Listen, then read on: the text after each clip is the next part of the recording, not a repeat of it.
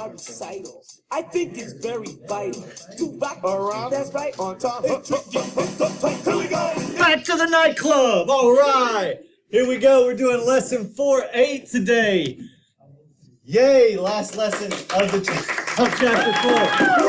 That's what I'm talking about. Woo! All right. The last lesson is the easiest lesson. Let's, clap for that if you want to. All right.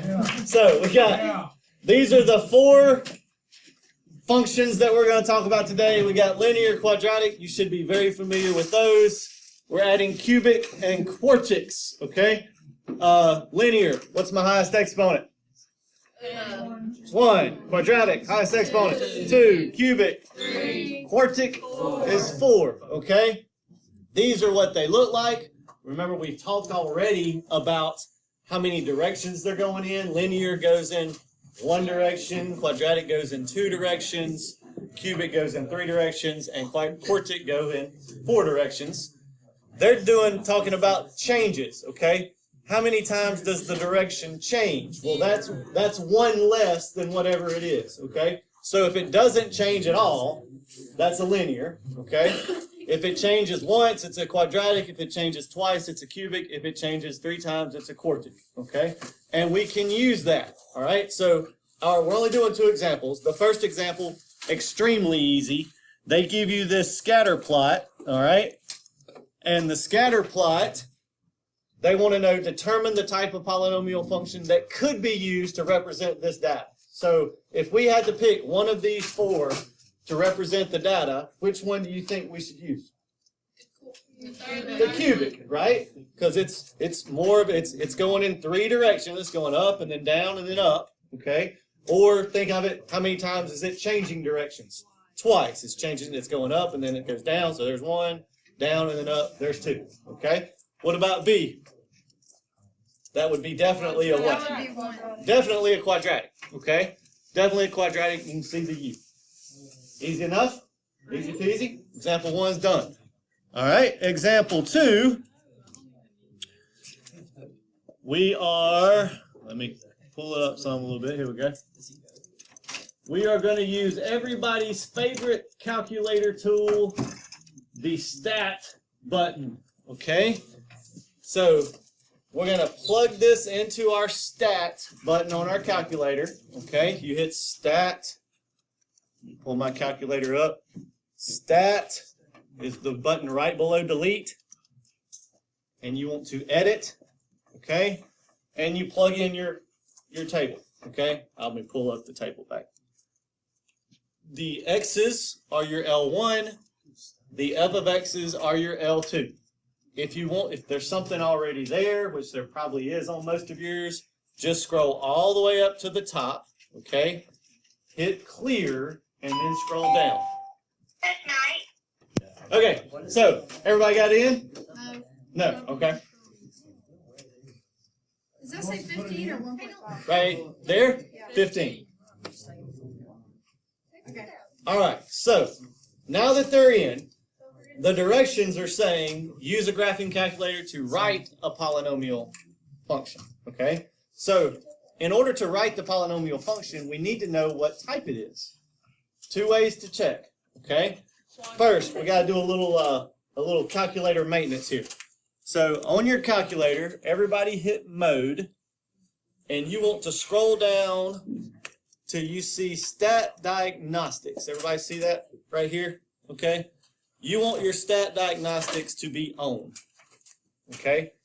If your stat diagnostics is not on, then you've got a problem. Okay? Mode, stat diagnostics, it's 1, 2, 3, 4, 5, 6, 7, 8, 9, 10, 11, 12 things down. Okay? Stat diagnostics, you want the on to be highlighted. Coach Mike, what's the Yeah. Radian and degree is when we start talking about trig. Okay, that's how you measure angles. You can measure angles in degrees, or you can measure them in radians. It's kind of like measuring that door in feet or measured in meters. It's the same type thing. It's just different types of how you're measuring something. Okay? It's supposed to be in radians, right? It doesn't really matter right now. Nothing we're doing radian or degree would matter right now. Okay? But when we get to next chapter, chapter 5 starts our trig stuff, then you'll have to worry about that. Okay? All right? Next thing, everyone go to y equals. If there's anything in your y equals, clear it out, and everybody's plot 1 should be highlighted. Everybody got plot 1 highlighted. Okay? So put clear? Clear, if there's anything in y equals, yeah, clear them out. Hey, how do you get step diagnostics again? Yeah, it's in y equals. And then you're good. Cut your plot up. Go all the way to the top. Highlight plot 1 and hit enter. There you go. Now you go back in. Everybody good? All right. Hit graph. And yours probably looks like that. Okay.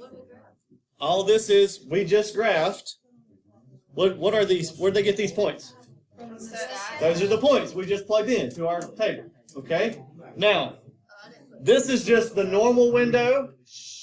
If you want to see only your only your points that you plotted, because I can see these because my points were in between -10 and 10. Okay, so if your points are way out somewhere else and you're not sure how to get to them, hit zoom, and down at the very bottom, number 9 says zoom stat. It's going to zoom in on what you plugged in.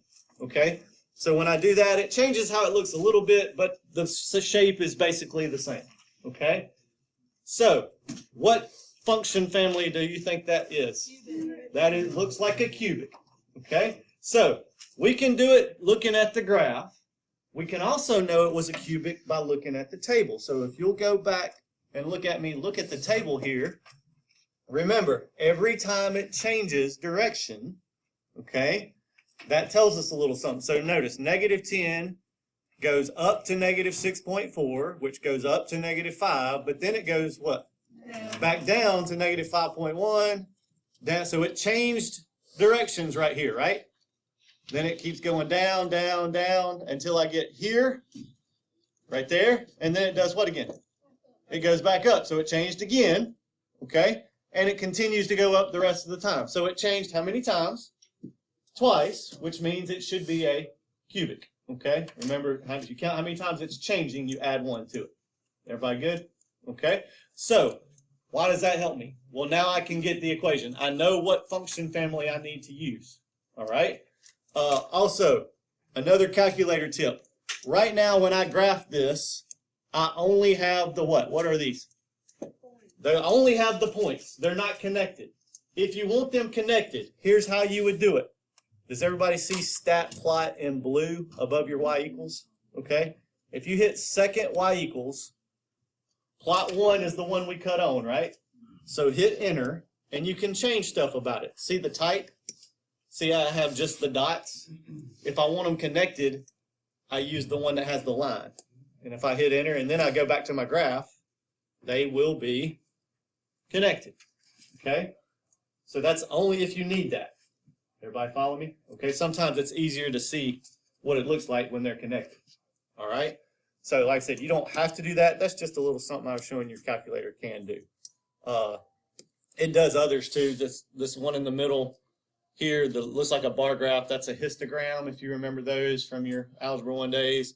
These two are box and whisker, if you remember those. The first one, see the 2 little points? Y'all remember you had outliers? Okay, so this one just puts points for the outliers. This one doesn't. This one you don't have outliers. It just makes a big, really big long whisker if it needs to. Okay? So anyway. All right. So now that we know what we're going to find, we're going to go to stat. Okay? We've already edited it. We're going to go to calculate. And you have used in the past linreg and quadreg. Well, now we have 2 more. We have cubic reg and quartic reg. Okay? And that's as high as it goes. So if anything is over 4, just use 4. Okay? If it changes, say, 6 times, which means it'd be the 7th power, you're just going to use 4. Okay? So it should be one of these 4. So which one are we going to do? We said it was a what? A cubic. So that's number 6. And I scroll down and I calculate. And then you simply write A, B, and C, and D in the equation, and you're done. There's your polynomial equation. Okay, so it would be y equals what's A? 1, so y equals x cubed, plus b is negative 3x squared, plus c is 1x, plus d is negative 5, so minus 5. So my final answer would be y equals x cubed minus 3x squared plus x minus 5. So once you, after you put in the list, how do you say that you knew what it was? You either graph it, How do you graph you hit graph. it? I think graphing.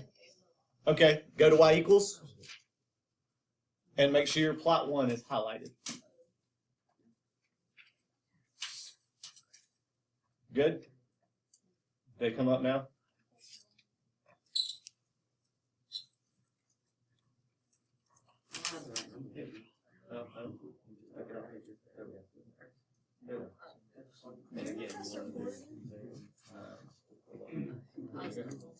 Did you press it?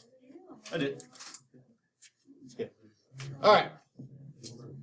So, there's my graph. Obviously, it's a cubic. Stat, since I know it's a cubic, I go to calculate and I do cube reg. Easy enough, right? If it was quadratic, I would go to what? Quad reg. Okay? If it's linear, I'd go to lin reg. If it's a quartic, I go to quart reg. Everybody good? Okay? Let me go back. What do you mean, how do I know which is which? Yeah, like how you, oh, never mind. I either look at the table and count how many times it changes, or I look at the graph and see what it looks like. Okay? R squared. Everybody had R squared, right? That tells you how close you are to that being an exact function of that family. Okay? See how it's 0.9999? Okay? The closer it is to 1, the stronger the correlation. Everybody got me? So you have a question on your homework where you have a set of points, and it asks you to find the quadratic, equation, and it asks you to find the cubic equation, and it asks you which one fits better. Well, all you're going to do is pick which one has the closer r squared to 1. Does that make sense? Okay? If it's linear, it won't be r squared, it will just be r. All right? But the rest of them will have r squared. So the closer it is to 1 means the stronger a correlation it is. Everybody got me? All right. And that's our lesson for the day. Y'all have a great day. If you can't get out of it, make sure you get into it. And as always, we'll see you next time and see you fun.